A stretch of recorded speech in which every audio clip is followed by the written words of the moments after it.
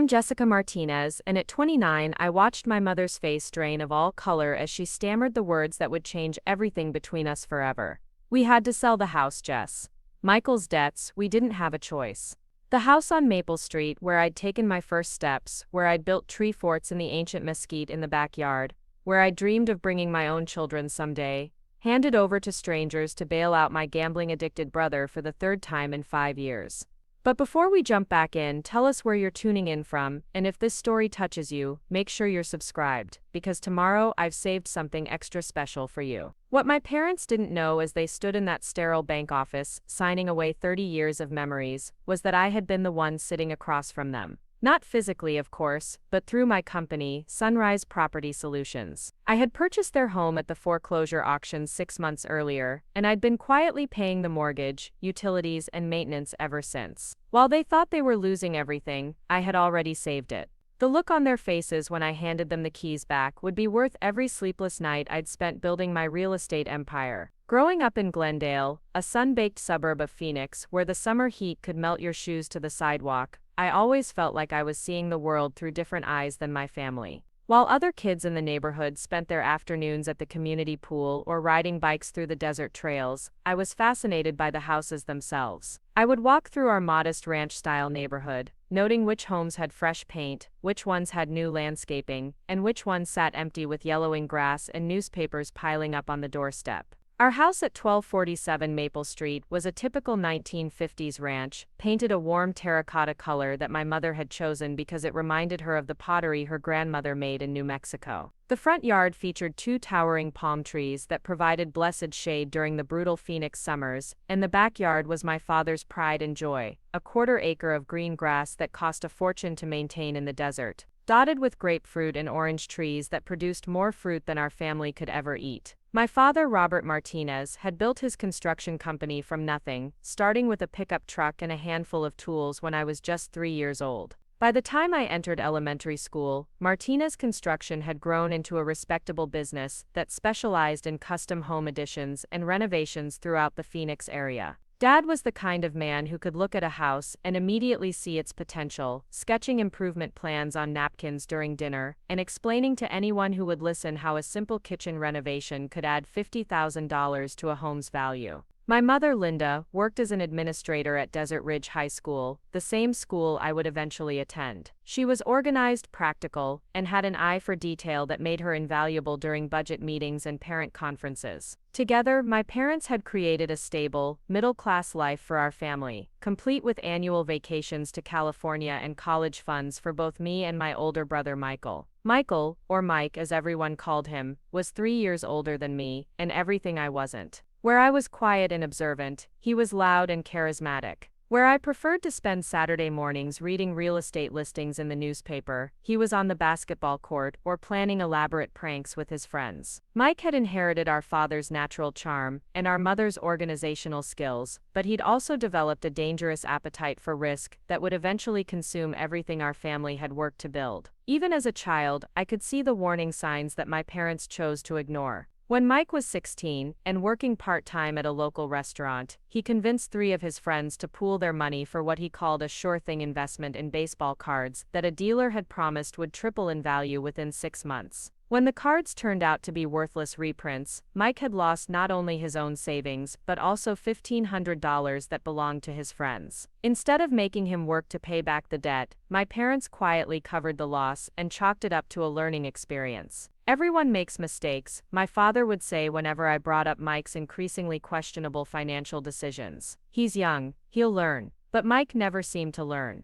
Each failure only made him more convinced that the next opportunity would be the one to make him rich, and each time he failed, my parents were there to catch him before he hit the ground. While Mike was busy chasing get-rich-quick schemes, I was developing my own relationship with money and property. When I was 12, I started a small business in our neighborhood, offering to water plants and collect mail for families who went out of town. It wasn't glamorous work, but it gave me access to dozens of homes throughout Glendale, and I became fascinated by the differences between them. Some houses felt warm and welcoming the moment you stepped inside, while others, despite being larger and more expensive, felt cold and sterile. I began to understand that a home's value wasn't just about square footage or the number of bedrooms. Location mattered, but so did layout, natural light, and dozens of other factors that most people never considered. I started keeping a notebook where I recorded details about every house I visited: which ones had the best views, which ones had outdated electrical systems, which ones were clearly being maintained by owners who cared about their investment.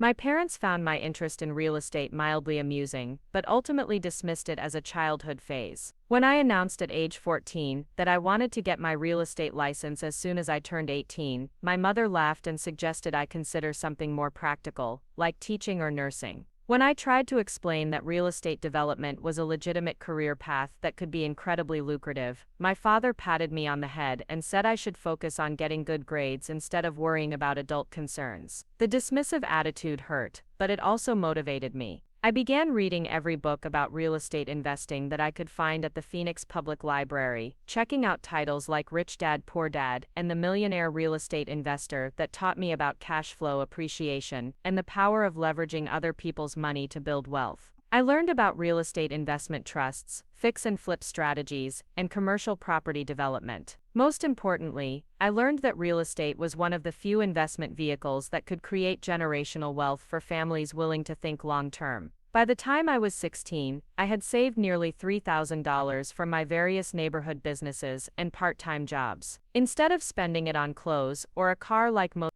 Preparing and narrating this story took us a lot of time, so if you are enjoying it, subscribe to our channel. It means a lot to us. Now back to the story.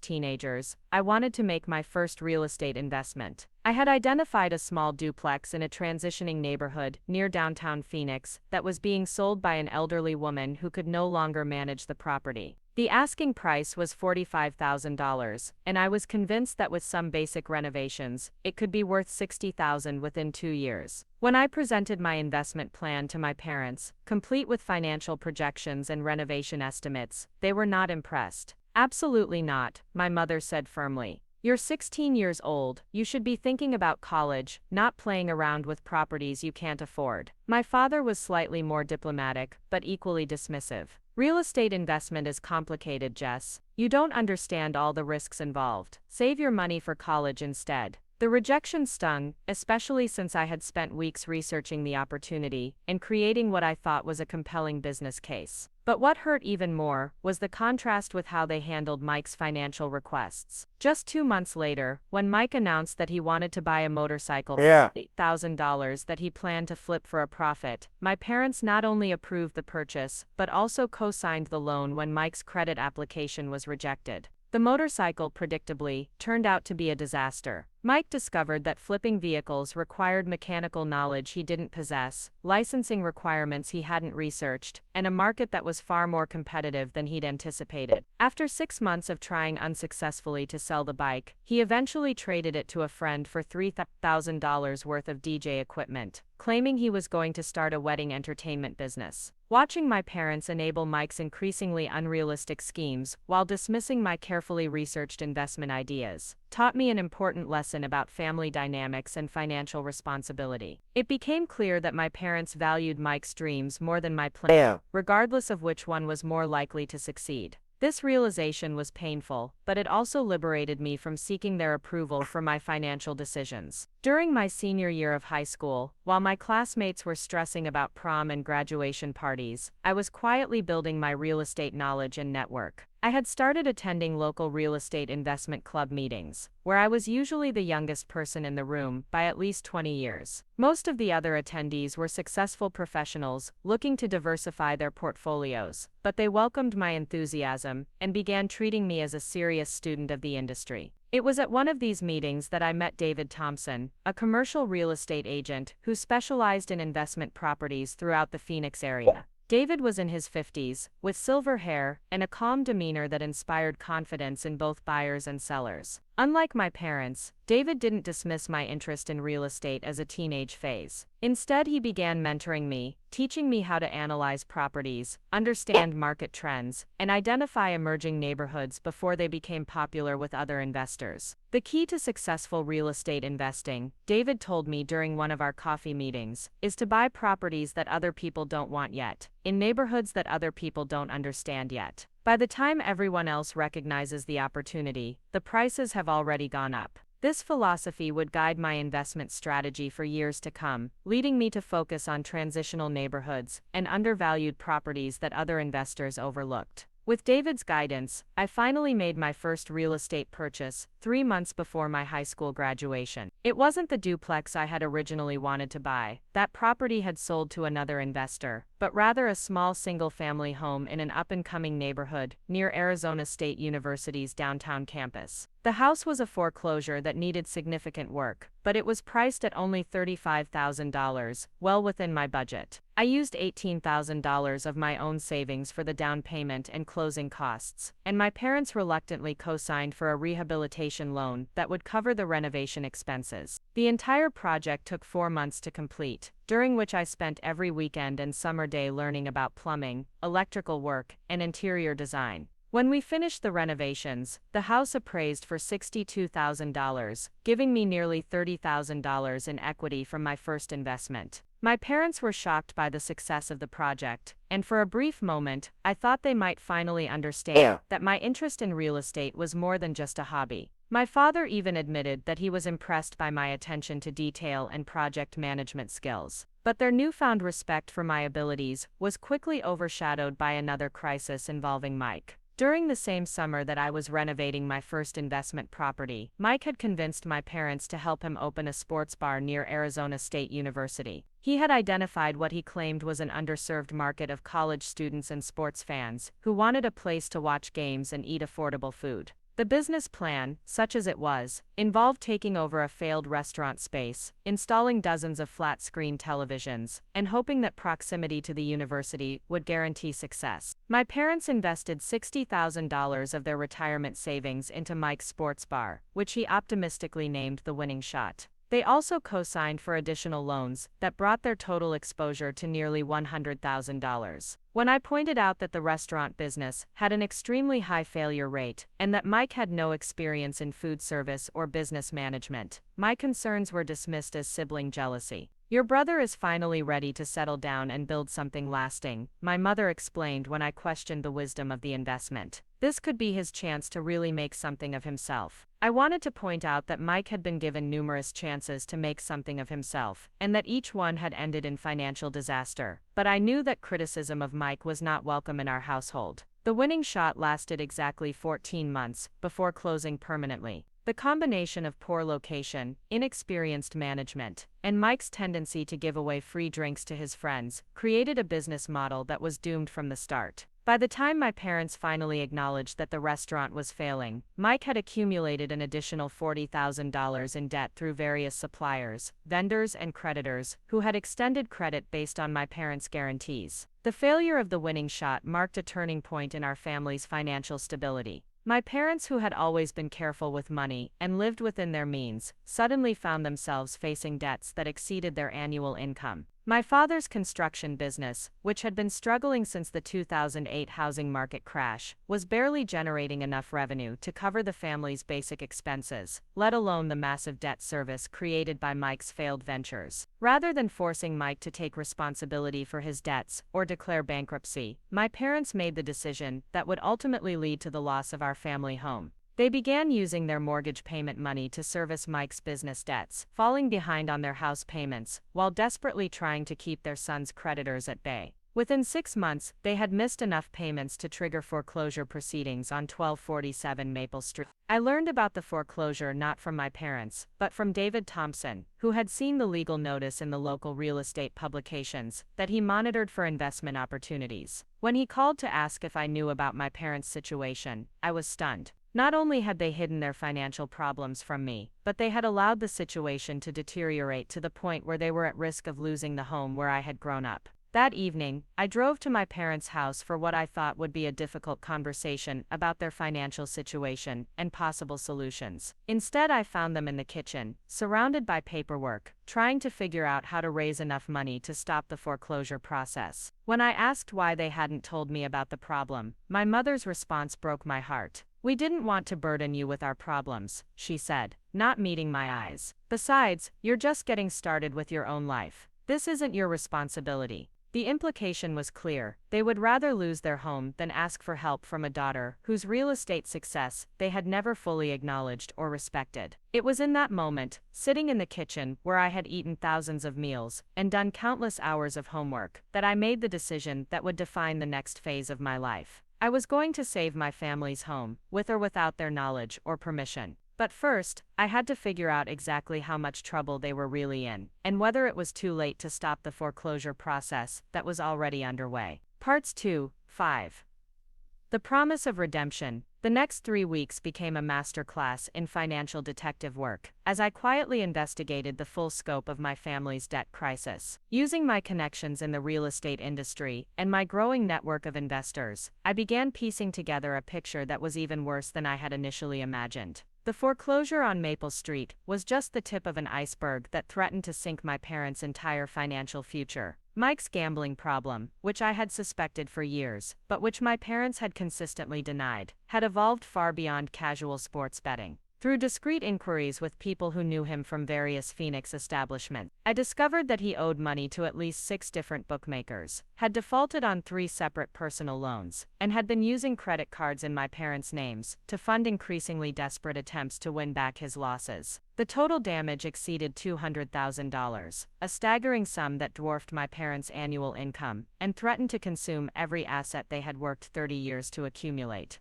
What made the situation even more heartbreaking was my parents' complete denial about the scope of the problem. When I carefully probed them about Mike's finances during family dinners, they continued to insist that his debts were primarily business-related and temporary. They spoke about the winning shot as if it had been a legitimate entrepreneurial venture that had simply encountered bad luck, rather than acknowledging that Mike had used the restaurant as a front for his gambling activities and had diverted business funds to cover his betting losses. My father, who had always prided himself on his business acumen and financial responsibility, seemed to age years in a matter of weeks as the weight of the debt became impossible to ignore. His construction company, already struggling in the post-recession economy, was now being used as collateral for loans that had nothing to do with legitimate business expenses. Several of his long-term clients had begun expressing concerns about his ability to complete projects on time, and 2 major contracts had been canceled when word spread about his financial difficulties. My mother, meanwhile, had thrown herself into researching debt consolidation options and bankruptcy procedures, with the same obsessive attention to detail that had made her successful as a school administrator. Her dining room table was covered with printouts from legal websites, credit counseling brochures, and spreadsheets tracking every dollar they owed and every asset they owned. Despite her methodical approach to the crisis, I could see the stress taking a physical toll as she lost weight and developed dark circles under her eyes, from sleepless nights spent worrying about their future. The most painful part of watching my parents struggle was knowing that I had the resources to help them, but understanding that my assistance would not be welcome. My real estate portfolio had grown significantly since that first investment property near ASU, and I now own 7 rental properties throughout the Phoenix area, with a combined value exceeding $800,000. The cash flow from these properties, combined with my income from consulting on real estate deals for other investors, meant that I could have easily covered my parents' debts without significantly impacting my own financial position. However, every previous attempt I had made to offer financial advice or assistance had been politely but firmly rejected. When I had suggested that they consider selling some of their possessions to raise cash, my mother had responded that they were not ready to give up on finding a solution that would allow them to keep everything. When I had offered to connect them with a reputable bankruptcy attorney who could help them understand their options, my father had insisted that bankruptcy was not something that honest people considered, and that they would find another way to handle their obligations. The generational divide in our approaches to money and problem solving had never been more apparent. My parents, who had come of age during an era when debt was shameful and family problems were kept private, could not bring themselves to accept help from their daughter, or to take the aggressive action necessary to protect their remaining assets. They continued to hope that Mike would somehow turn his life around and begin contributing to the solution, despite years of evidence that he was incapable of managing his own finances, let alone helping with a crisis of this magnitude. As the foreclosure proceedings continued to move forward, I realized that waiting for my parents to ask for help, or to acknowledge the reality of their situation, would mean watching them lose everything they had worked to build. The house on Maple Street represented more than just a financial asset. It was the foundation of their identity and the symbol of their success as immigrants who had built a better life for their family in America. Losing it would devastate them emotionally and financially, potentially leaving them homeless in their 60s, with credit so damaged that they would struggle to rent an apartment. It was during this period of mounting crisis that I began developing the plan that would ultimately allow me to save my family's home without their knowledge. The key insight came during a conversation with David Thompson about distressed property investing and the opportunities that existed in the foreclosure market. David had built much of his wealth by purchasing properties at courthouse auctions, renovating them, and either reselling them for a profit or holding them as rental investments.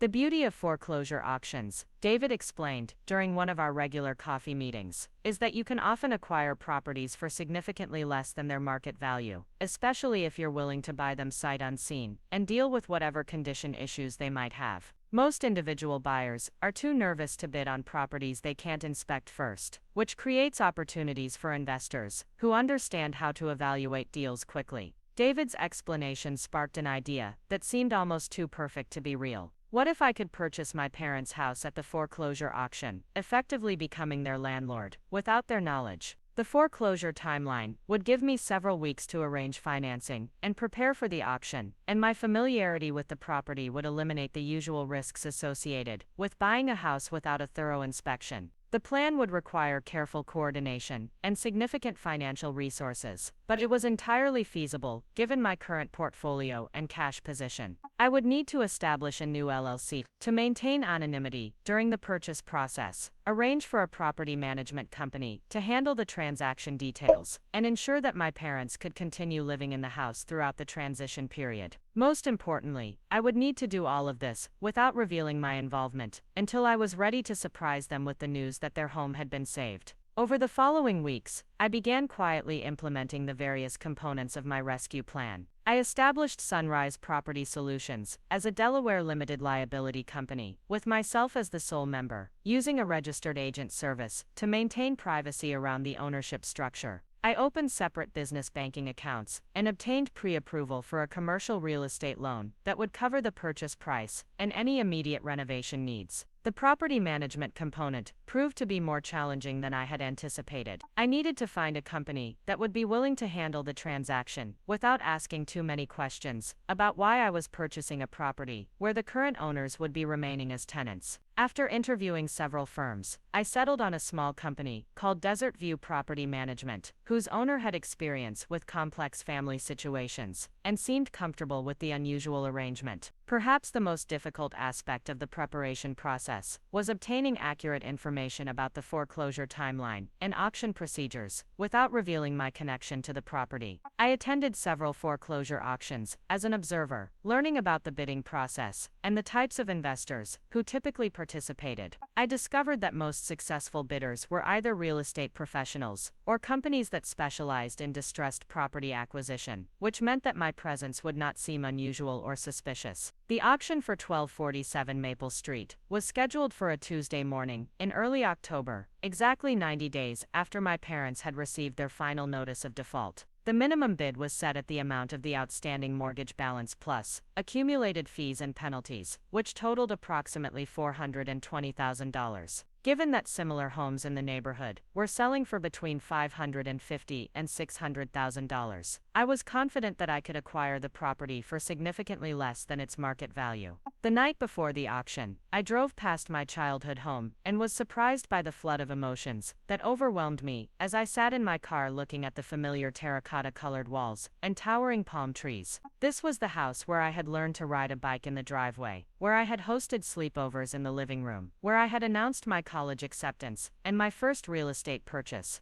The thought of strangers living in these rooms, or worse, an investor gutting the property for a quick flip, was unbearable. My parents had no idea that their financial crisis was about to be resolved, and I realized that the secrecy I had maintained throughout the process was as much about protecting myself as it was about surprising them. If my plan failed, if I was outbid by another investor, or if some legal complication prevented me from completing the purchase, I did not want to have raised their hopes only to disappoint them again. But if everything went according to plan, I would be able to present them with the most meaningful gift I could imagine, the security of knowing that their home was safe. The morning of the auction, I arrived at the courthouse steps, 30 minutes early, to observe the other potential bidders and get a sense of the competition. There were approximately 20 people gathered for the various foreclosure sales scheduled that day, most of them middle-aged men, in business casual attire, who carried folders full of property information and seemed familiar with the process. A few appeared to be homeowners facing foreclosure who had come to witness the sale of their properties, but most were clearly investors looking for opportunities. When the auctioneer called the address for 1247 Maple Street, I felt my heart rate increase despite my careful preparation for this moment. The opening bid was announced at $420,000, and I immediately raised my hand to indicate my interest.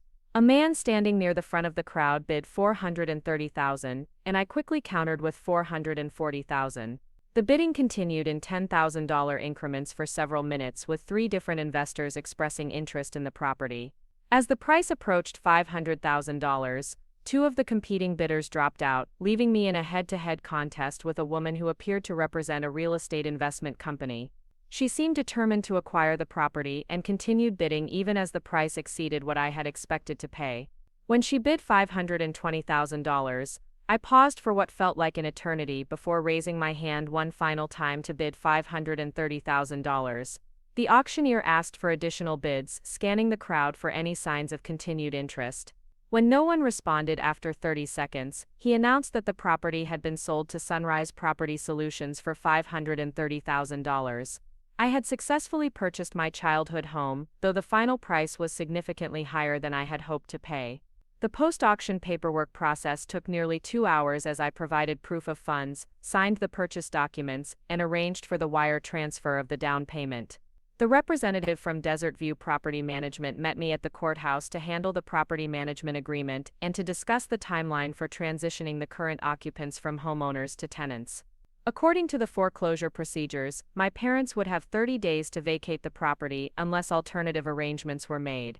As I drove home from the courthouse that afternoon, I felt a complex mixture of relief, excitement, and anxiety about what would happen next.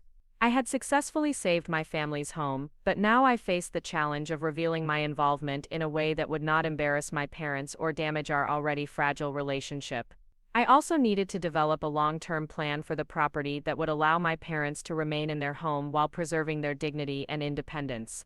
The immediate priority was ensuring that my parents understood they would not be forced to leave their home while I figured out how to reveal my role in the purchase.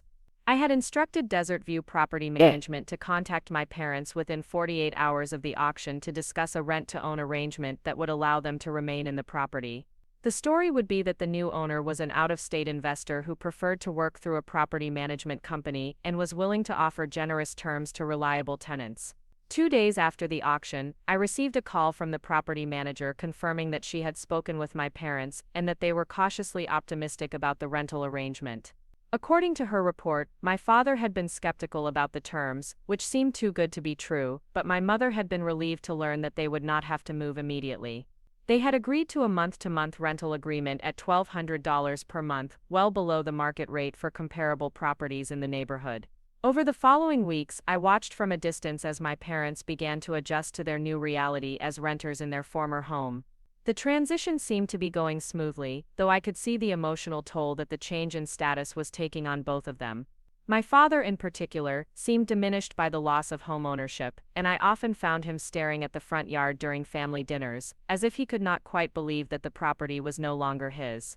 The most difficult part of maintaining my secret was resisting the urge to reassure my parents that everything would be okay, that they would not have to worry about rent increases or being forced to move again.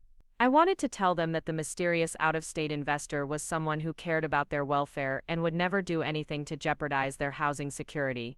But I also understood that revealing the truth too soon could create new problems and complications that might ultimately harm our relationship. During this period, Mike's presence in our family dynamics became even more toxic as he seemed completely oblivious to the consequences of his actions. He continued to live in his apartment near downtown Phoenix, apparently funded by income sources that no one in the family wanted to examine too closely. When he attended family dinners, he would make casual comments about the rental arrangement as if it were a temporary inconvenience rather than a direct result of his financial irresponsibility. The contrast between Mike's indifference and my parents' quiet suffering strengthened my resolve to eventually reveal my role in saving their home. However, I was beginning to understand that the timing of that revelation would be crucial to its success. I needed to wait until my parents had fully accepted their new situation and until I had developed a comprehensive plan for their long-term housing security. As autumn turned to winter in Phoenix, with the desert temperatures finally dropping below 100 degrees and the snowbird season bringing an influx of seasonal residents, I began to see signs that my parents were slowly adapting to their changed circumstances. My mother had started a small garden in the backyard, something she had always wanted to do but had never had time for when she was working full-time. My father had begun accepting small handyman jobs from neighbors, using his construction skills to generate modest income while rebuilding his professional reputation. Most encouraging of all, both of my parents seemed to be gaining perspective on Mike's role in their financial crisis. While they still defended him when I made direct criticisms, I noticed that they had stopped making excuses for his behavior and had begun setting firmer boundaries around financial assistance. When Mike had approached them about co-signing for yet another business loan in November, they had refused for the first time in memory. It was during this period of gradual healing and adjustment that I began developing the plan for how I would eventually reveal my ownership of their home. The revelation would need to be carefully orchestrated to maximize the positive emotional impact while minimizing any feelings of embarrassment or obligation that might damage our relationship. I was beginning to envision a scenario where I could present the news as a surprise gift, perhaps during the holidays, that would demonstrate my love for them and my gratitude for everything they had given me during my childhood. However, before I could implement that plan, an unexpected crisis would force me to reveal my secret much sooner than I had intended, setting the stage for a confrontation that would forever change the dynamics of our family and finally force my parents to confront the truth about Mike's destructive behavior. Part 6-9: Escalating Betrayals and New Horizons. The crisis that would force my hand came in early December, just as I was beginning to finalize my plans for revealing the truth about the house to my parents during Christmas dinner.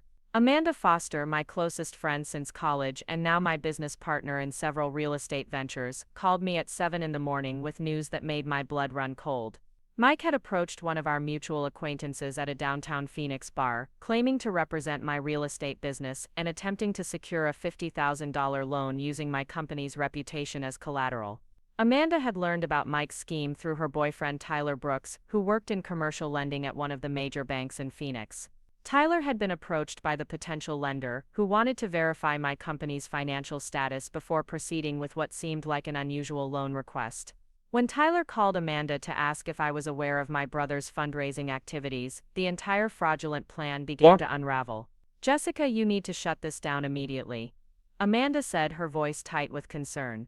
"Mike is telling people that he's your business development manager and that Sunrise Property Solutions is backing his new restaurant concept. He's even created fake business cards with your company logo and his name as director of operations." The betrayal hit me like a physical blow, not because I was surprised by Mike's willingness to lie and manipulate, but because of the potential damage to the business reputation I had spent years building. My real estate ventures depended entirely on trust and credibility within the Phoenix investment community, and any hint of questionable business practices could destroy relationships that had taken years to cultivate. The fact that Mike was willing to jeopardize my livelihood to fund another doomed venture demonstrated a level of selfishness that exceeded even my lowest expectations. I immediately contacted my attorney, Patricia Kim, who specialized in business law and had helped me structure several of my real estate deals. Patricia's initial assessment was that Mike's actions could constitute fraud, identity theft, and potentially securities violations if he had actually succeeded in obtaining funds under false pretenses. She recommended that I document everything Mike had done, send cease and desist letters to anyone he had contacted, and consider filing criminal charges if the situation escalated further. The legal implications were serious enough, but the personal betrayal was even more devastating. Mike had not only stolen my identity and misrepresented my business, but he had done so while my parents were living in the house that I had secretly purchased to save them from the consequences of his previous financial disasters. The irony was almost too painful to contemplate. While I was quietly sacrificing my own resources to protect our family, Mike was actively working to destroy the business success that made those sacrifices possible. That afternoon, I drove to my parents' house for what I knew would be the most difficult conversation of my adult life.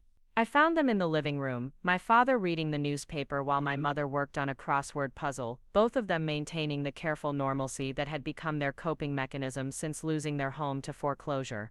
The scene was so peaceful and familiar that I almost lost my resolve to confront them about Mike's latest transgression. "We need to talk about Mike," I said without preamble, sitting down across from them and pulling out the folder of evidence that Patricia had helped me compile. "He's been impersonating me to potential investors, claiming to represent my real estate company, and trying to borrow money using my business reputation as collateral."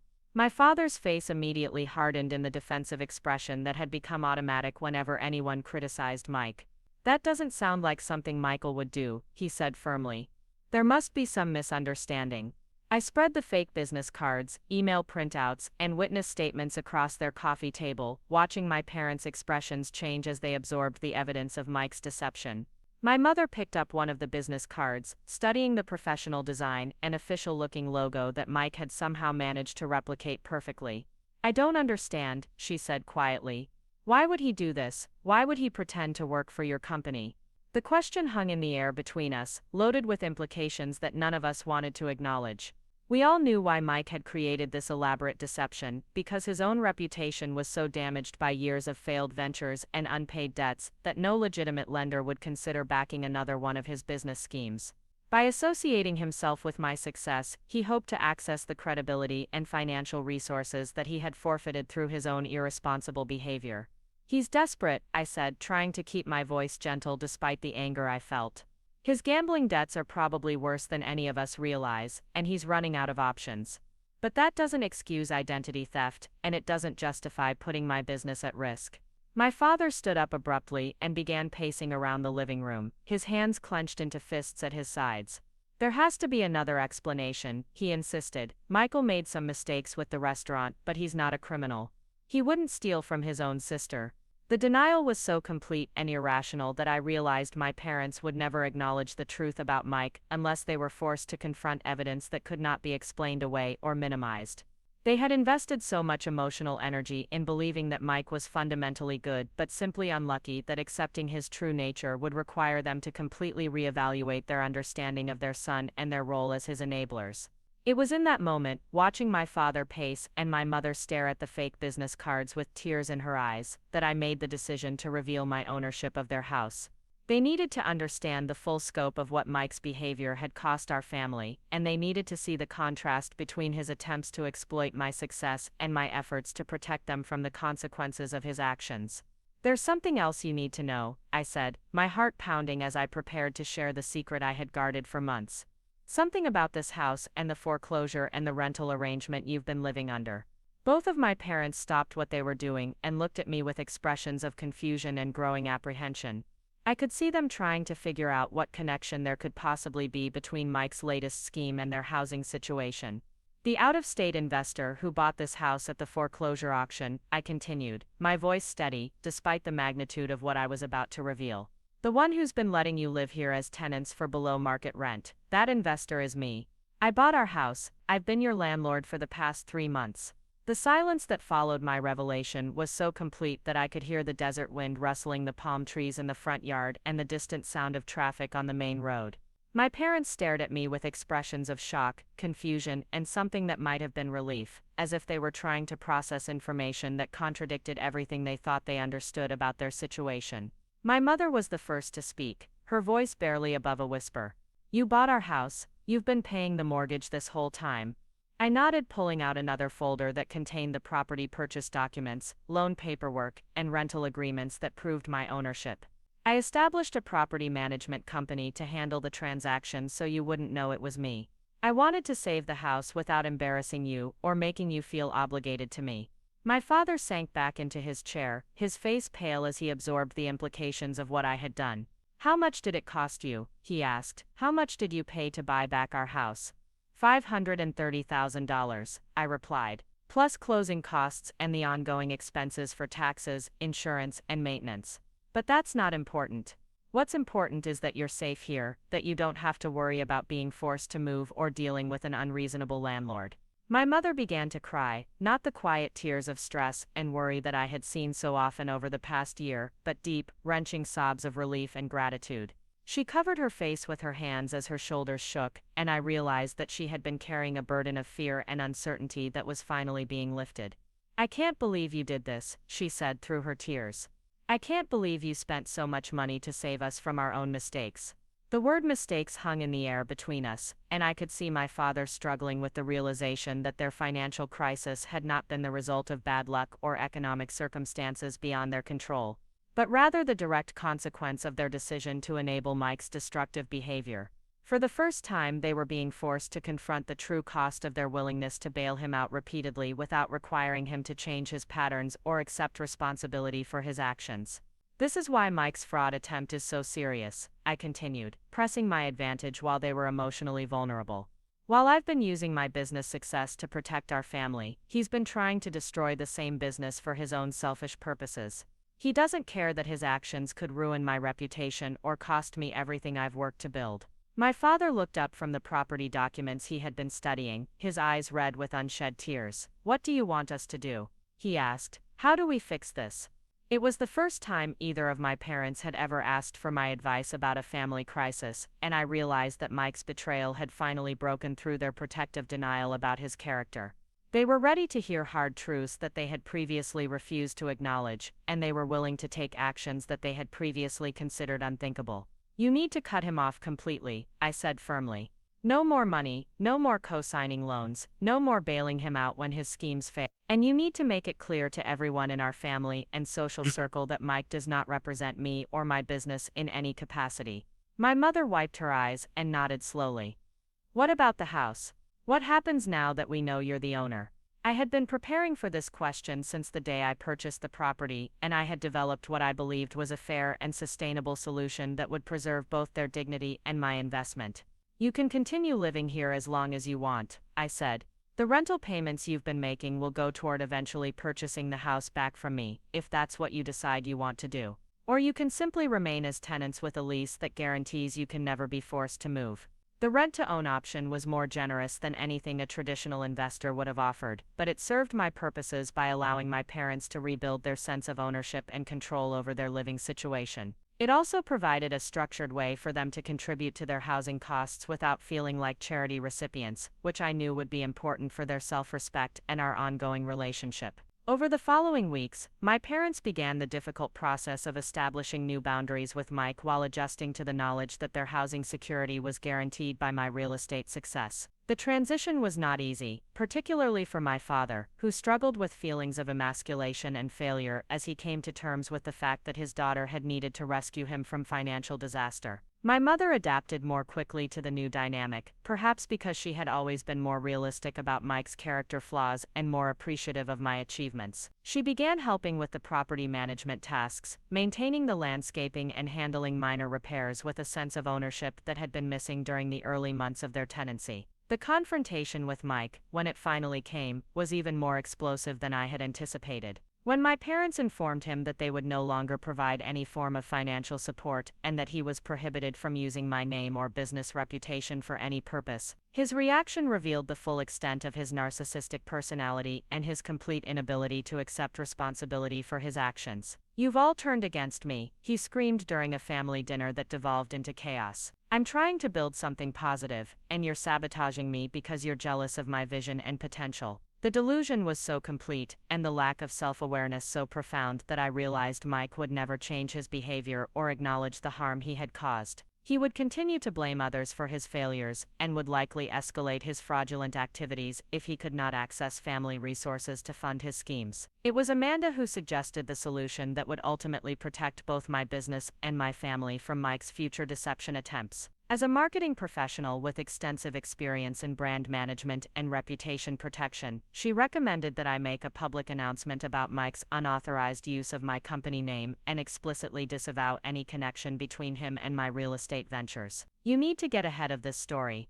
Amanda explained during one of our strategy sessions. If Mike continues to impersonate you and eventually gets caught in a major fraud, the association could damage your reputation even if you're completely innocent. Better to establish the truth now while you can control the narrative. Working with Patricia Kim, I drafted a formal statement that was distributed to every major real estate investment group, commercial lender, and business publication in the Phoenix area. The statement clearly identified Mike as my brother, explicitly stated that he had never been employed by any of my companies, and warned that any claims to the contrary should be considered fraudulent. The public disavowal was painful but necessary, and it had the intended effect of protecting my business reputation while making it impossible for Mike to continue his impersonation scheme. It also sent a clear message to my parents that I was serious about maintaining boundaries and would not allow family loyalty to compromise my professional integrity. In the months that followed, my parents gradually rebuilt their financial stability while living in the security of the house I had saved for them. My father's construction business began to recover as his reputation improved, and he was able to focus on legitimate projects rather than dealing with the constant crisis management that Mike's problems had required. My mother returned to part-time work at the school district, finding purpose and social connection that had been missing during the worst period of their financial crisis. Most importantly, both of my parents began to develop a more realistic understanding of Mike's character and to accept that their previous enabling behavior had contributed to rather than solved his problems. They maintained minimal contact with him and refused all requests for financial assistance, finally implementing the tough love approach that might have prevented years of escalating dysfunction if it had been applied earlier.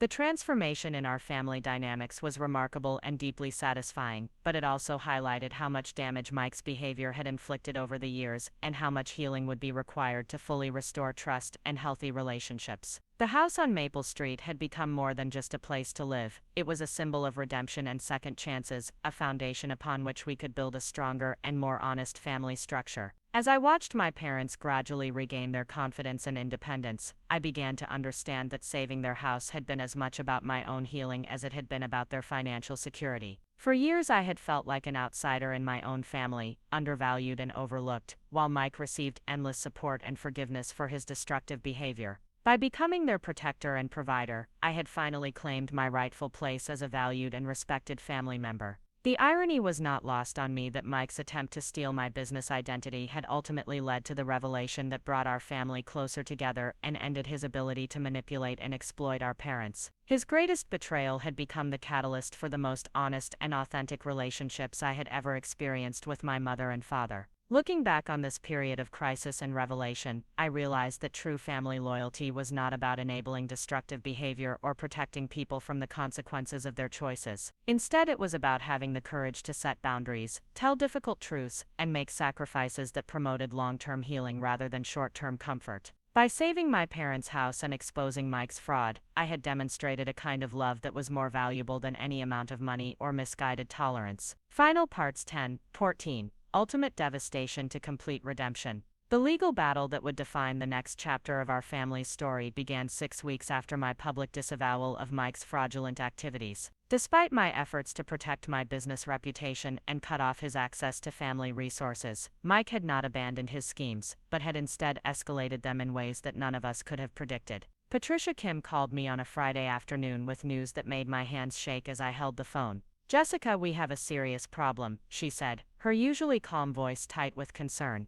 "Mike has filed a lawsuit against you, claiming that you defrauded him out of his rightful ownership stake in Sunrise Property Solutions, and that you used family connections to steal business opportunities that belonged to him." The lawsuit was a masterpiece of creative fiction, alleging that Mike and I had been business partners since the founding of my company, and that I had systematically excluded him from deals and profits that were rightfully his. According to the complaint, Mike claimed that our childhood conversations about real estate had constituted a verbal partnership agreement, and that my subsequent success was built on ideas and connections that he had provided. Most outrageously, he was seeking 50% ownership of all my properties and businesses, plus damages for what he claimed were years of stolen profits. The legal documents were obviously prepared by an attorney who specialized in frivolous litigation, someone willing to file baseless claims in hopes of extracting a settlement from defendants who preferred to avoid the cost and uncertainty of going to trial. The signature on the retainer agreement showed that Mike had somehow come up with $25,000 to fund this legal assault, money that had almost certainly come from gambling winnings or some other questionable source. What made the lawsuit particularly devastating was not just the financial threat it represented, but the way it would force me to defend my entire life's work in a public forum.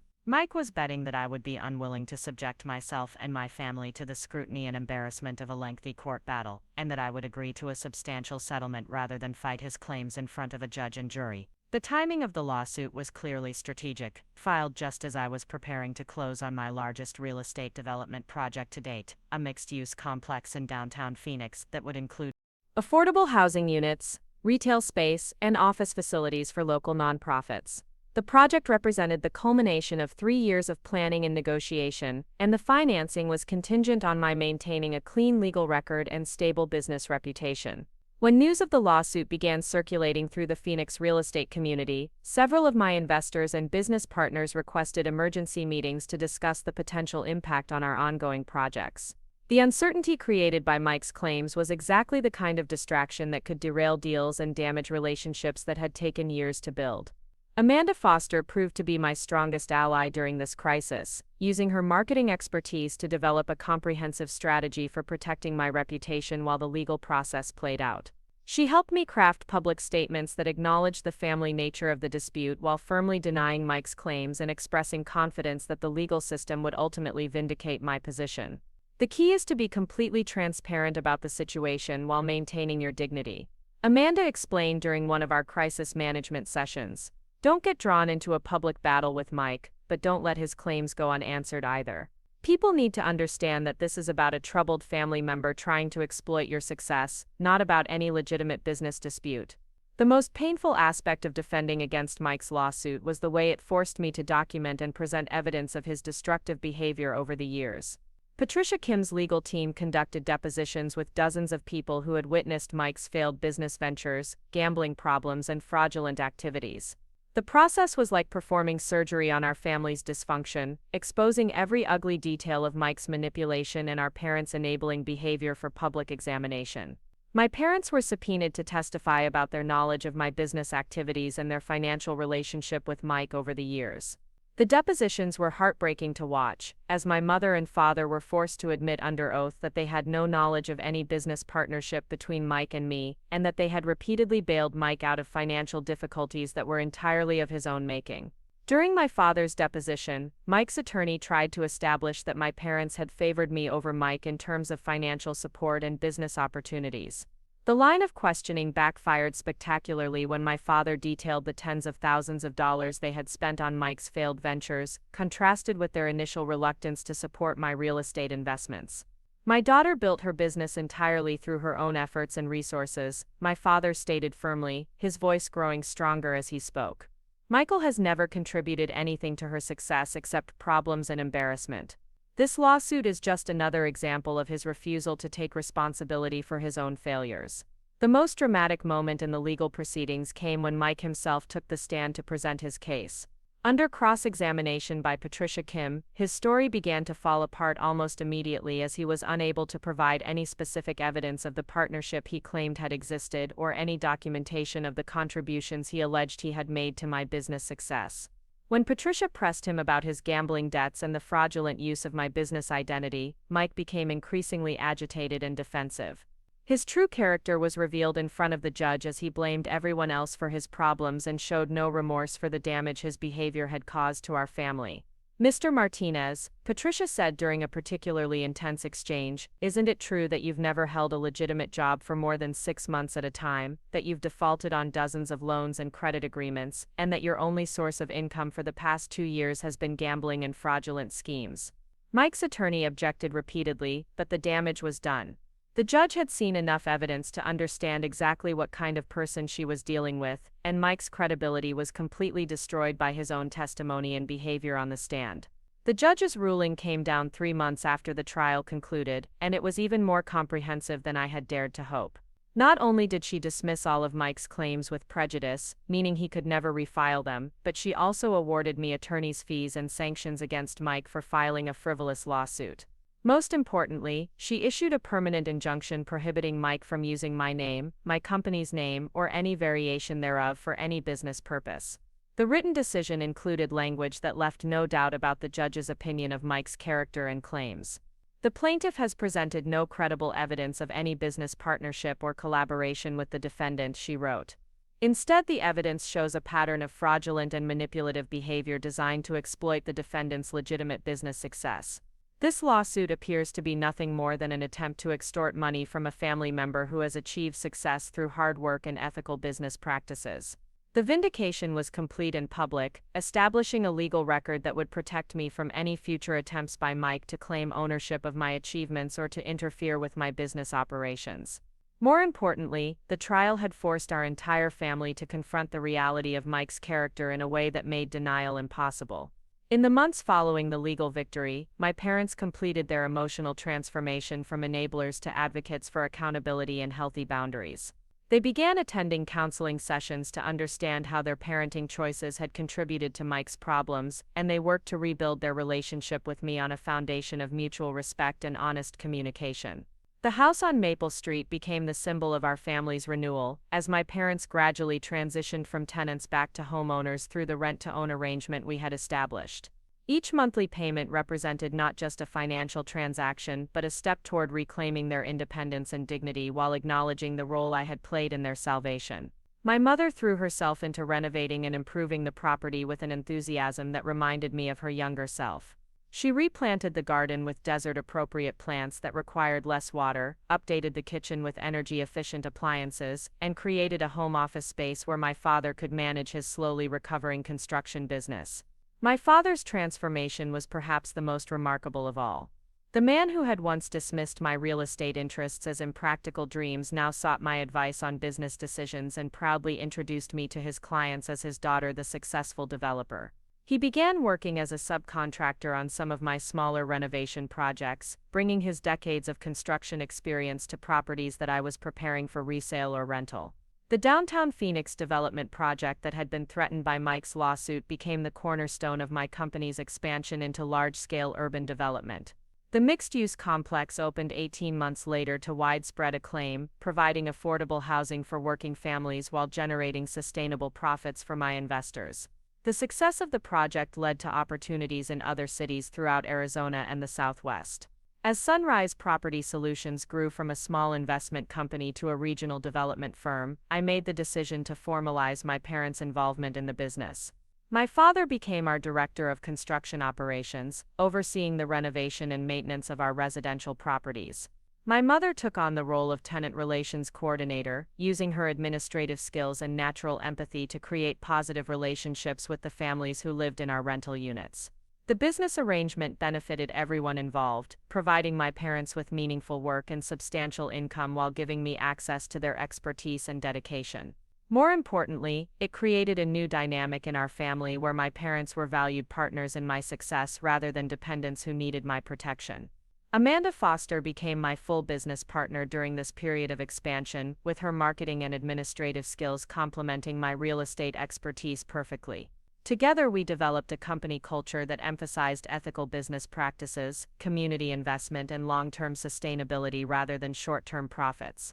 The contrast between our approach and Mike's get-rich-quick mentality could not have been more stark.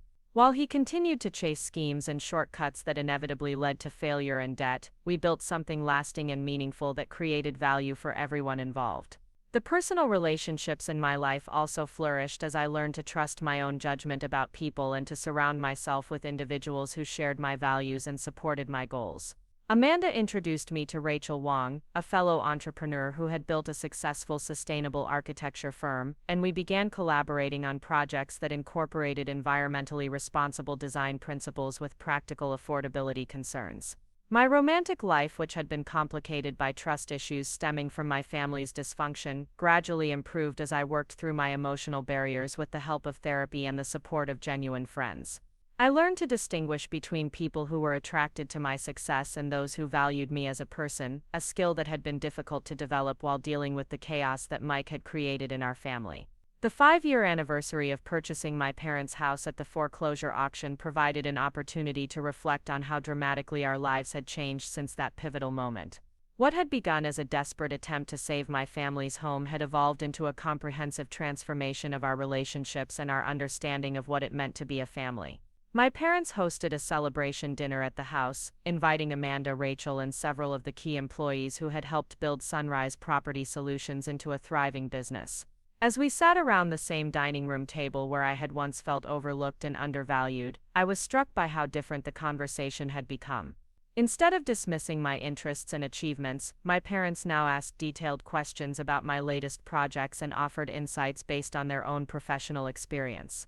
The most meaningful moment of the evening came when my father stood up to make a toast, his voice thick with emotion as he spoke about the lessons our family had learned through crisis and recovery. 5 years ago, we almost lost everything because we couldn't see the difference between helping someone and enabling them. He said, his eyes moving between my mother and me. We thought we were being good parents by protecting Michael from the consequences of his choices, but we were actually preventing him from learning how to make better choices. Meanwhile, we were so focused on fixing his problems that we failed to appreciate the daughter who was quietly building something extraordinary. He paused to compose himself before continuing. Jessica didn't just save our house, she saved our family by showing us what real love and responsibility look like. She could have walked away and let us face the consequences of our mistakes, but instead she found a way to protect us while still holding us accountable for changing our behavior. The toast was followed by my mother presenting me with a framed photograph of the house taken on the day we had moved in 30 years earlier, along with a current photo showing the renovations and improvements that had been made since I purchased it back from foreclosure. The before and after comparison was a perfect metaphor for our family's journey from dysfunction to health. As the evening wound down and our guests departed, I found myself alone with my parents in the living room where I had spent countless hours as a child, dreaming about the future and planning my escape from what had felt like a family that didn't understand or value me. The room looked almost exactly the same as it had during my childhood, but the relationships and dynamics within it had been completely transformed. What happened to Mike? I asked, realizing that we had barely mentioned him during the entire celebration. My mother's expression grew sad but resolute. He moved to Las Vegas 6 months ago, she said. He calls occasionally asking for money, but we don't take his calls anymore. Our attorney sends him a Christmas card each year with a copy of the judge's ruling, just to remind him that his lawsuits and schemes won't work. The finality of Mike's exile from our family was both tragic and necessary. Despite years of opportunities to change his behavior and rebuild his relationships with us, he had continued to choose manipulation and fraud over honesty and responsibility. The legal victory had been decisive, but the emotional victory of learning to protect ourselves from his destructive influence had been even more important. As I drove home that night through the familiar streets of Glendale, past the houses where I had first developed my love of real estate and my understanding of how properties could represent security and opportunity, I felt a profound sense of completion and gratitude. The scared, overlooked young woman who had once served coffee to executives while dreaming of building her own business empire had evolved into a successful entrepreneur who had the power to protect and provide for the people she loved. The house on Maple Street would always be more than just a real estate investment or a childhood memory. It had become the foundation for a new kind of family, one built on mutual respect, honest communication, and the understanding that true love sometimes requires making difficult choices and setting firm boundaries.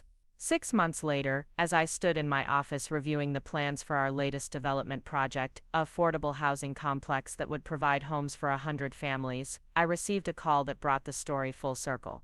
A young woman named Maria Gonzalez, fresh out of college with a degree in urban planning and a head full of dreams about creating sustainable communities, wanted to interview for an entry-level position with Sunrise Property Solutions. During our meeting, Maria reminded me so much of myself at her age that I felt like I was looking into a mirror. She had grown up in a family that didn't understand her ambitions, had worked multiple jobs to pay for her education, and had a vision for using real estate development as a tool for social good rather than just personal enrichment. I want to build communities that give families the same kind of security and opportunity that stable housing provided for me, Maria explained, her eyes bright with passion and determination. I know I don't have much experience yet, but I'm willing to work harder than anyone else to learn and contribute to something meaningful. As I listened to her speak, I realized that hiring Maria would allow me to complete the cycle that had begun with my own mentorship by David Thompson years earlier. Just as David had recognized my potential and helped me develop my skills, I now had the opportunity to guide someone else who shared my values and vision. "Maria," I said, extending my hand across the desk, "welcome to Sunrise Property Solutions. We're going to build something amazing together." The circle was complete. From a young woman desperate to save her family's home to a successful entrepreneur with the power to create homes for others, the journey had been longer and more challenging than I could have imagined. But every struggle, every betrayal, and every victory had contributed to building not just a business empire but a legacy of using success to lift up others and create positive change in the world.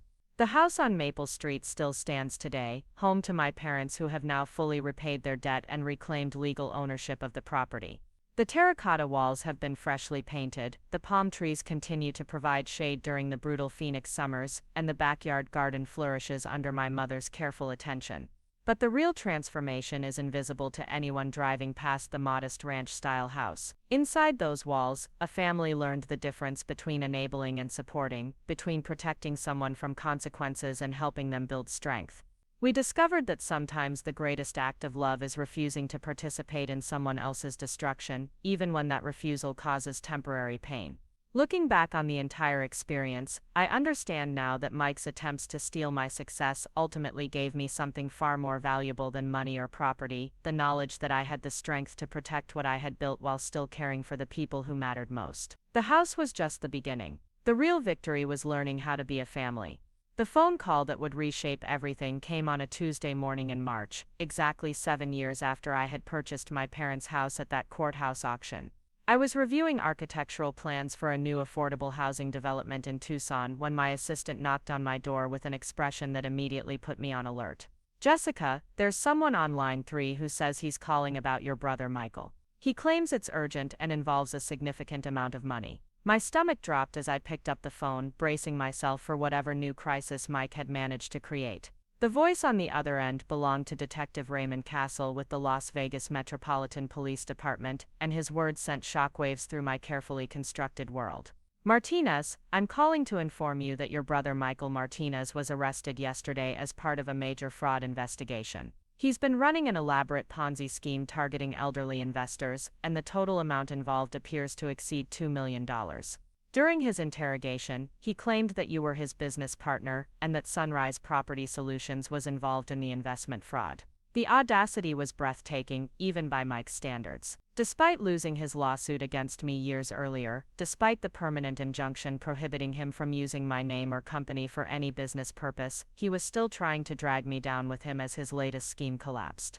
The difference was that this time, his victims weren't just family members or local business contacts. He had allegedly defrauded dozens of retirees out of their life savings, promising them guaranteed returns on real estate investments that existed only in his imagination. Detective Castle explained that Mike had been living in Las Vegas under multiple aliases, operating fake investment companies, and using sophisticated marketing materials that referenced legitimate real estate developments throughout the Southwest. Several of his victims had mentioned Sunrise Property Solutions during their interviews, believing that their investments were somehow connected to my actual business operations. "We need you to come to Las Vegas as soon as possible," the detective continued. "We have to establish definitively that you and your company had no involvement in your brother's activities. The victims deserve to know the truth, and we need your expertise to help us understand how he was able to create such convincing fake documentation." The flight to Las Vegas that afternoon was one of the longest 3 hours of my life. I spent the time reviewing every legal document and business record that might be relevant to establishing my complete separation from Mike's activities. Patricia Kim, who had flown out with me, used the flight to prepare me for what we might encounter when we met with the investigators, and potentially with some of Mike's victims. "This is going to be emotionally devastating," Patricia warned as we descended into McCarran Airport. "These people trusted your brother with money they couldn't afford to lose, and they're going to be looking for someone to blame. Even though you're completely innocent, the family connection means you'll face some hostility and suspicion." The Las Vegas Police Department's Financial Crimes Unit occupied an entire floor of a downtown office building, and the evidence room where they had assembled Mike's case files looked like a war zone. Tables were covered with fake contracts, forged bank statements, professional-looking brochures, and dozens of photographs showing properties that Mike claimed to own or control. The sophistication of the operation was genuinely impressive, which made it all the more horrifying to realize that my own brother had orchestrated such an elaborate betrayal of vulnerable people. Detective Castle introduced me to Detective Maria Santos, who had been leading the investigation into Mike's activities for the past 18 months. Detective Santos showed me through the evidence systematically, pointing out how Mike had used real information about my legitimate business projects to create fictional investment opportunities that sounded plausible to people who didn't understand the real estate development industry.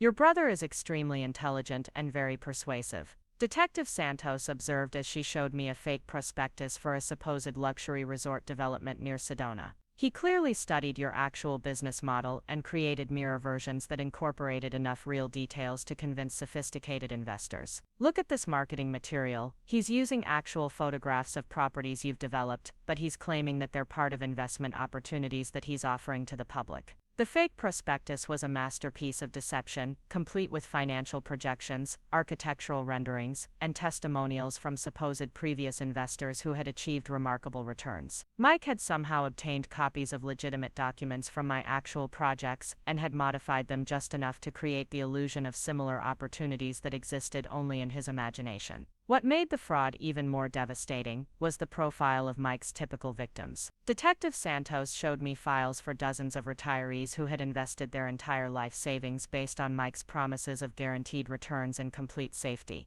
Many of them were widows or widowers who had been specifically targeted because of their loneliness and their desire to leave something substantial for their children and grandchildren. He was particularly effective with people who had recently lost their spouses, Detective Santos explained. He would befriend them at casinos or restaurants, spend weeks building relationships, and then gradually introduce the investment opportunity as a way to honor their deceased spouse's memory by creating a lasting legacy for their family. The psychological manipulation was as sophisticated as the financial fraud, with Mike apparently studying each victim's personal history and emotional vulnerabilities before tailoring his approach to their specific needs and fears. He had created detailed files on each investor, tracking their family relationships, their financial concerns, and their personal interests so that he could maintain the illusion of genuine friendship while systematically stealing their money. The meeting with Mike himself, which took place in the county jail's attorney conference room, was one of the most surreal experiences of my life. Despite facing federal fraud charges that could result in decades in prison, Mike seemed more concerned about convincing me to help him than about taking responsibility for the enormous harm he had caused to innocent people. "Jess, you have to understand that this whole thing got out of hand," he said, his hands cuffed to the metal table between us.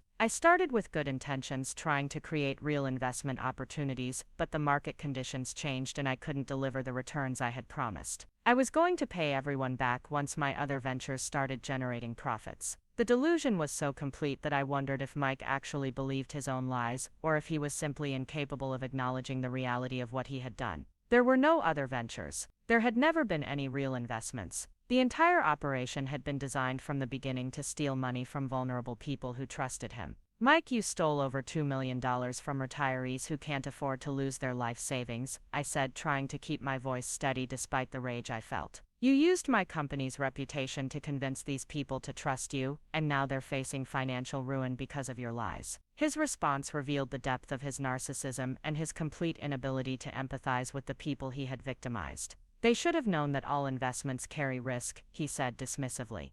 "I never guaranteed anything. They made adult decisions to invest their money, and if they lost it, that's not entirely my fault." The meeting lasted less than 30 minutes before I couldn't tolerate any more of Mike's self-serving justifications and twisted logic. As Patricia and I left the jail, I realized that my brother was not just a criminal but a sociopath who would never feel genuine remorse for the pain he had caused or accept responsibility for his actions. The victim impact hearings that took place over the following weeks were among the most heartbreaking experiences of my professional life. One by one, elderly men and women took the stand to describe how Mike's fraud had destroyed their financial security and shattered their trust in other people. Many of them had been forced to sell their homes, move in with relatives, or drastically reduce their standard of living because of the money they had lost to his schemes. 78-year-old Eleanor Watson had invested her late husband's life insurance payout with Mike, believing that the returns would allow her to remain in her home and leave something for her grandchildren. Instead, she had lost everything and was now living in a studio apartment, working part-time at a grocery store to pay for basic necessities. 65-year-old Robert Chen had been preparing to retire when Mike convinced him to invest his pension fund in what was supposedly a guaranteed real estate investment.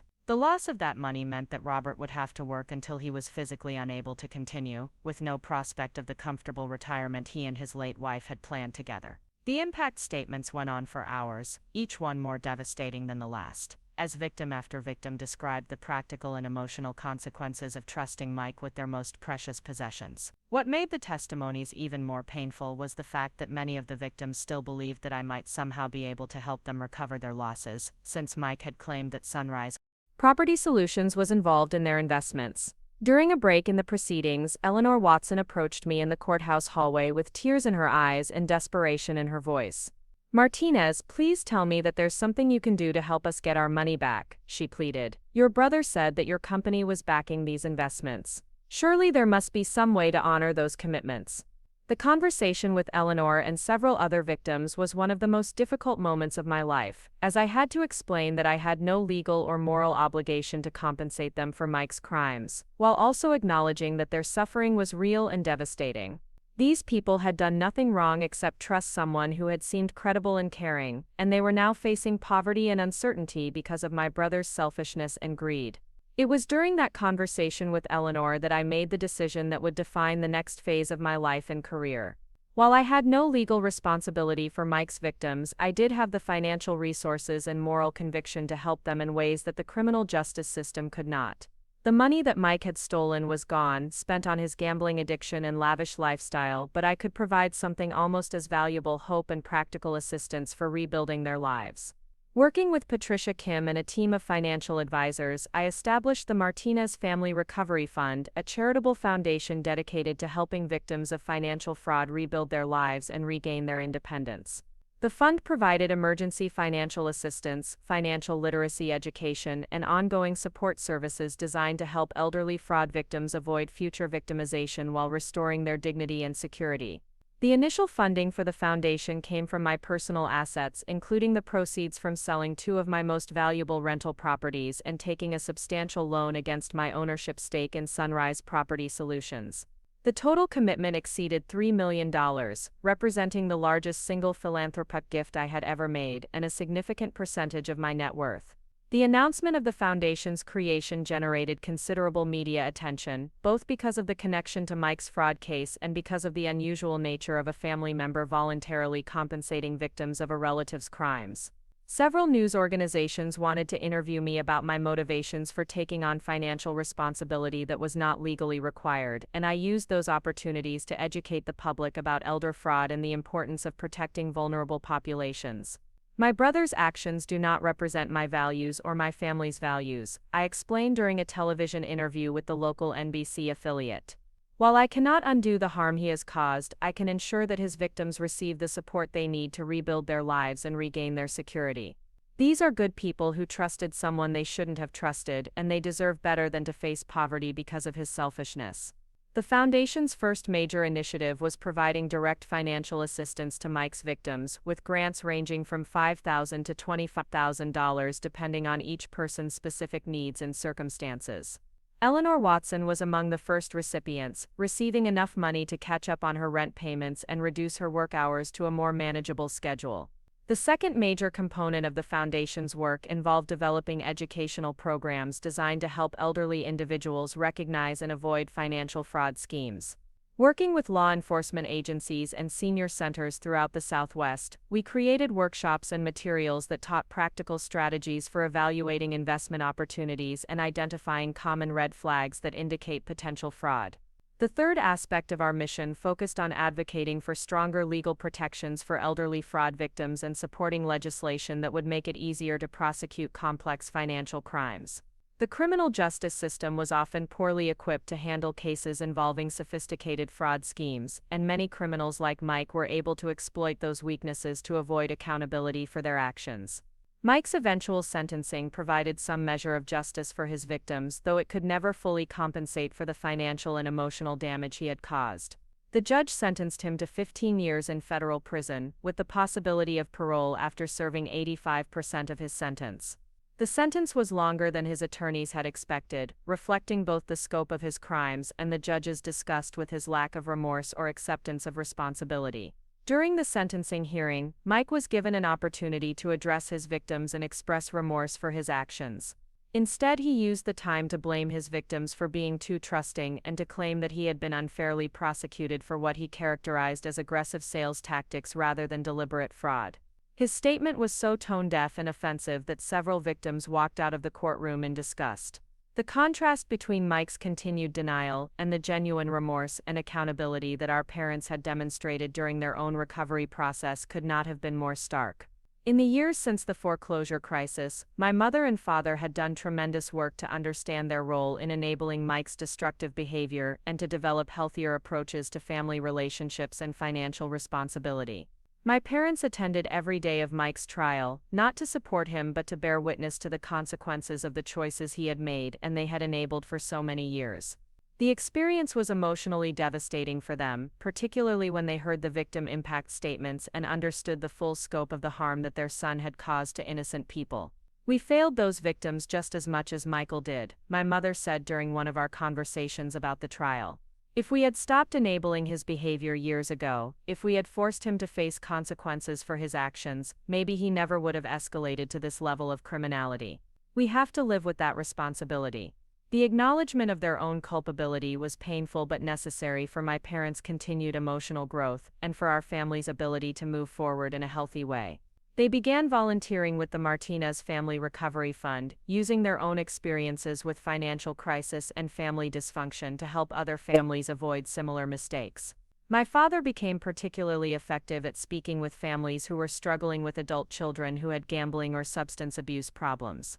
His willingness to share his own story of enabling Mike's destructive behavior helped other parents understand the difference between helping and harming their children through misguided compassion. My mother focused her volunteer efforts on working directly with fraud victims, using her administrative skills and natural empathy to help them navigate the complex process of rebuilding their financial lives.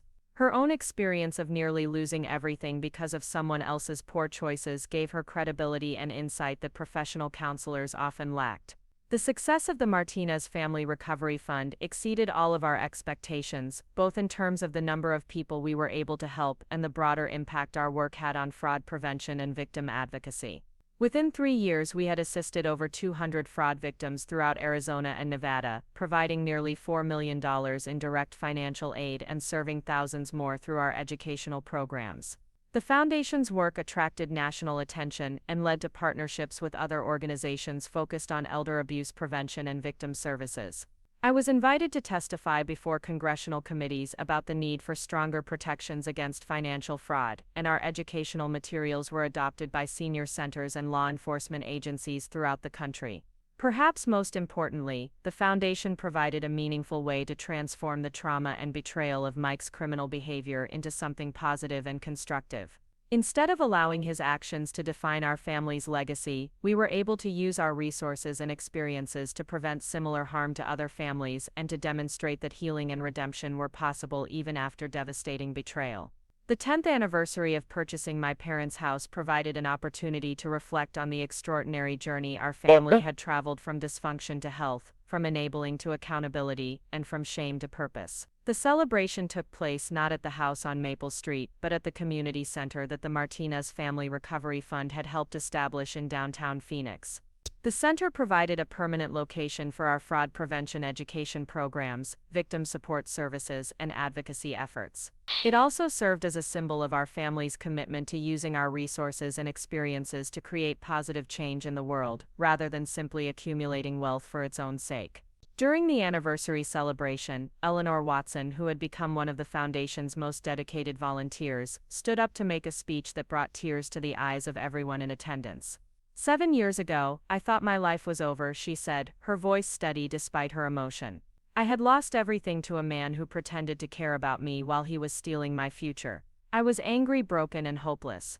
But Jessica Martinez and her family showed me that even the worst betrayals can become the foundation for something beautiful if we choose to focus on helping others rather than wallowing in our own pain.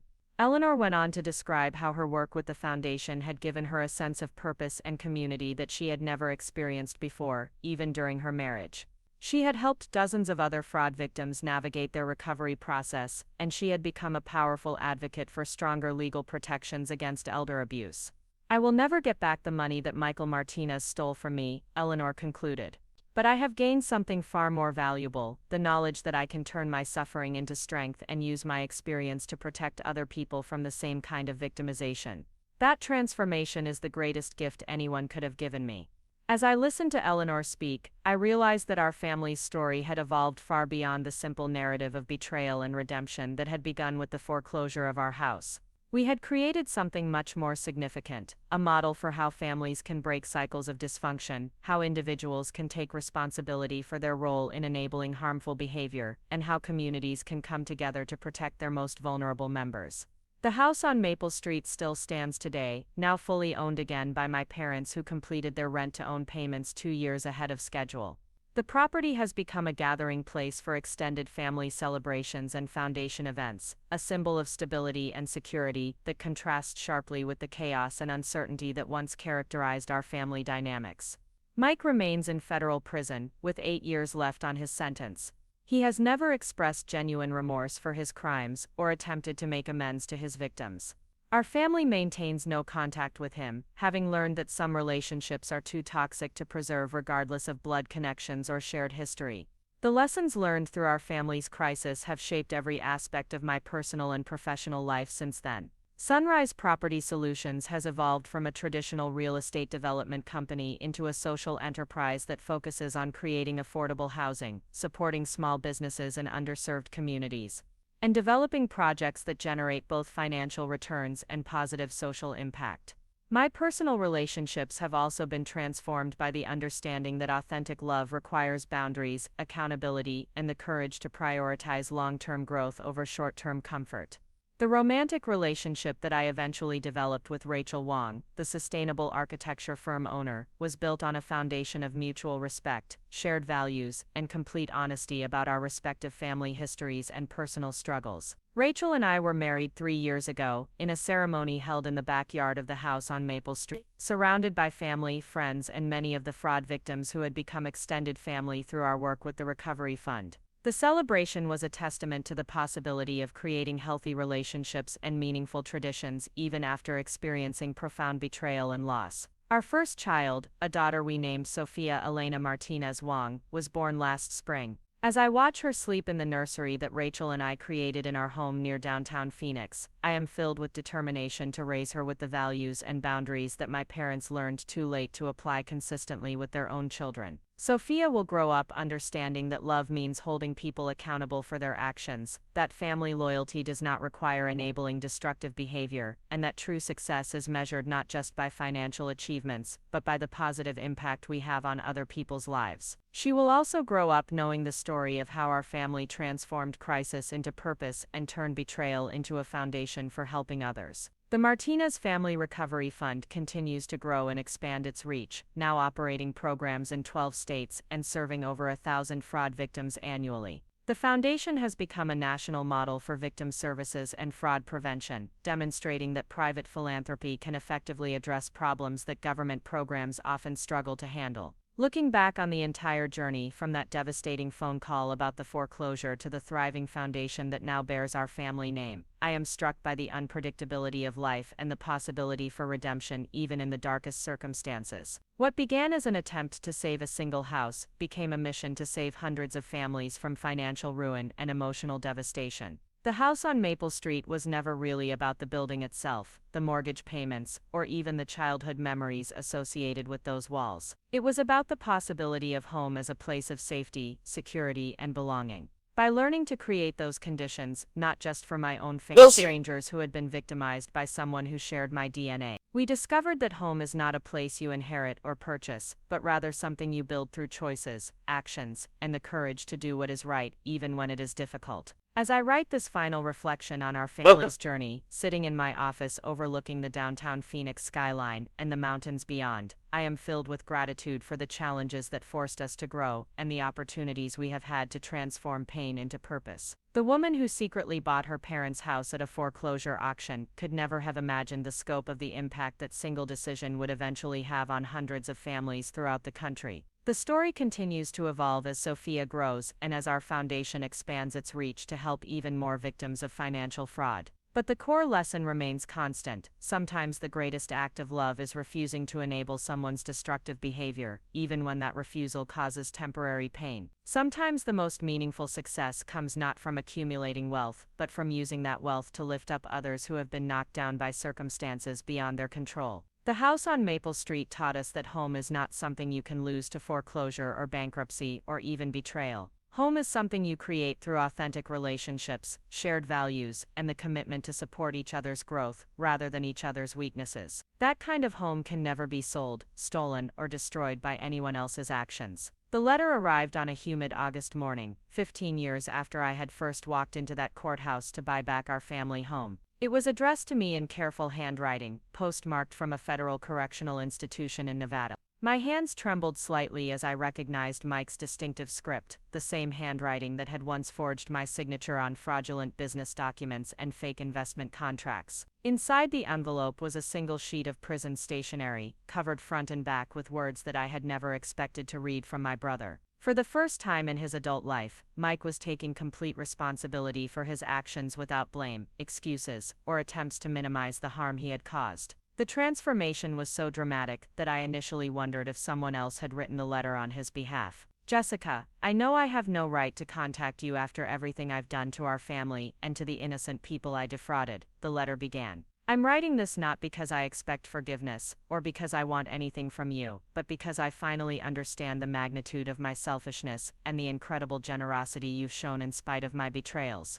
The letter went on to describe Mike's gradual awakening to the reality of his actions, a process that had apparently taken years of therapy, reflection, and contact with other inmates who had committed similar crimes. He wrote about meeting a fellow prisoner who had also defrauded elderly victims, and how listening to that man's justifications and excuses had forced Mike to confront his own rationalizations and denial. I spent decades telling myself that everyone else was responsible for my failures, and that the people I hurt somehow deserved what happened to them, he wrote. I convinced myself that you were lucky, rather than hardworking, that our parents were unfair rather than enabling, and that my victims were naive rather than trusting. The truth is that I was a predator who targeted vulnerable people because I was too lazy and entitled to build anything legitimate. The most surprising part of the letter was Mike's detailed knowledge of the Martinez Family Recovery Fund and the work we had done to help his victims. Somehow from his prison cell, he had learned about Eleanor Watson's recovery, about the community center we had established, and about the hundreds of families who had been helped through our fraud prevention programs. I know that you had no legal obligation to help the people I hurt, and the fact that you chose to sacrifice your own wealth to restore their security is the most heroic thing I've ever witnessed, he continued.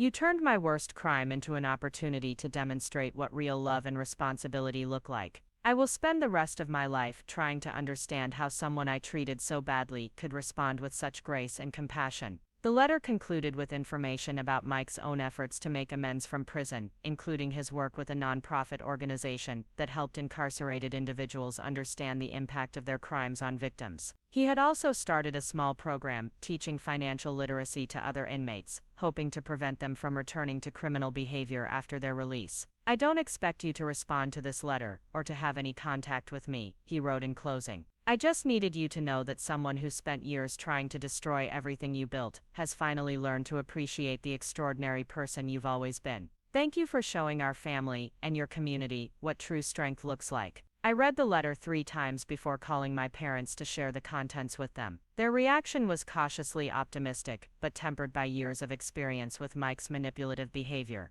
They acknowledged that the letter sounded genuine and represented a significant change in his attitude, but they remained committed to maintaining their boundaries regardless of his apparent transformation. People can change, but that doesn't erase the harm they've caused or create an obligation for their victims to welcome them back, my father observed during our phone conversation. If Michael is truly different now, that's wonderful for him and for any future people he might interact with. But our family has healed and moved forward, and we don't need to revisit old wounds to validate his recovery. The wisdom in my father's response reflected the growth our family had experienced through years of therapy, boundary setting, and focusing on our own healing, rather than trying to fix or rescue Mike. We had learned that forgiveness did not require reconciliation, and that protecting our own well-being was not selfish or vindictive, but rather a necessary component of maintaining healthy relationships. Rachel and I discussed the letter extensively over the following weeks, particularly in the context of what we would eventually tell Sophia about her uncle and the family history that had shaped our values and priorities. We decided that honesty would be the best approach, explaining age appropriately that some family members make choices that harm others, and that loving someone does not mean accepting or enabling destructive behavior.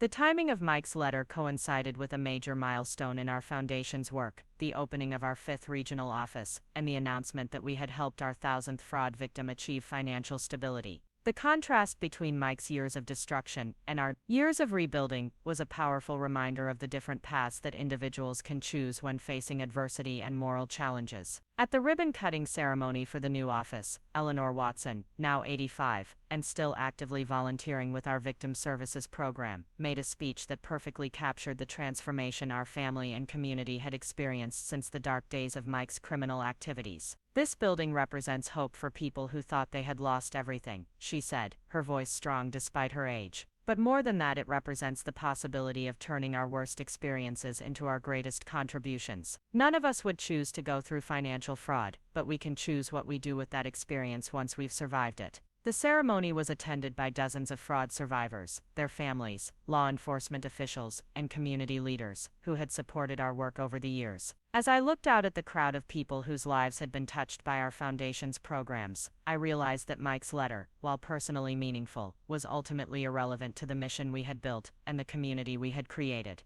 The house on Maple Street, where this entire journey began, continues to serve as the emotional center of our family's story and the symbolic foundation for all our subsequent achievements. Sophia loves spending time there with her grandparents, playing in the same backyard where I once dreamed of building something meaningful with my life. The circle continues, but with healthier patterns and stronger boundaries. Sometimes the greatest victory is not defeating your enemies, but transcending the need for their validation or participation in your success. Mike's apparent transformation in prison might be genuine, but it no longer has the power to define or disrupt the life our family has built through years of hard work, mutual support, and commitment to helping others. The legacy of the house on Maple Street was never really about real estate or family drama, or even financial recovery. It was about the possibility of creating security and belonging, through conscious choices rather than inherited circumstances. That legacy continues to grow through every family we help, every fraud we prevent, and every boundary we maintain in service of authentic love and sustainable healing.